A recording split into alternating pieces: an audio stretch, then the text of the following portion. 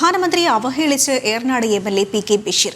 മലപ്പുറം ജില്ലാ പഞ്ചായത്തിന്റെ ആഭിമുഖ്യത്തിൽ ജില്ലയിൽ ഫുൾ A+ നേടിയ കുട്ടികൾക്ക് അവാർഡ് നൽകുന്ന പരിപാടിയിലാണ് പരാമർശം. കേന്ദ്ര സർക്കാരിനെതിരെയും പരാമർശമുണ്ട്. കേരളത്തിന് പുറത്തുള്ള സംസ്ഥാനങ്ങളിൽ പോയാൽ പുറത്തിറങ്ങാൻ ഉള്ളിൽ ഭയമാണെന്നും പി.കെ. ബഷീർ പറഞ്ഞു.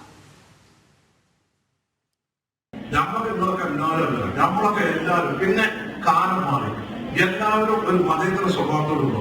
ഹിന്ദു, ക്രിസ്ത്യാനി, മുസ്ലിമും ഒക്കെ ഇന്ത്യയുടെ പ്രധാനമന്ത്രി തന്നെ നമ്മൾ അയാൾക്ക് കഥകാഴ്ച നമ്മൾ അതിനൊക്കെ പോയിട്ടോ.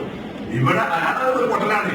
അല്ലാണ്ട് നിങ്ങൾ ആലോചിക്കേ, അയാൾ ഉണ്ടോ? നിങ്ങൾ ആലോചിക്കേ, അയാളെന്താ പറഞ്ഞ ഒരു തെരഞ്ഞെടുപ്പ് സമയത്ത് ഈ രാജ്യം എന്ന് പറയുന്നത് 140 കോടി ജനങ്ങൾ, അതിൽ പല വിഭാഗക്കാരുണ്ട്.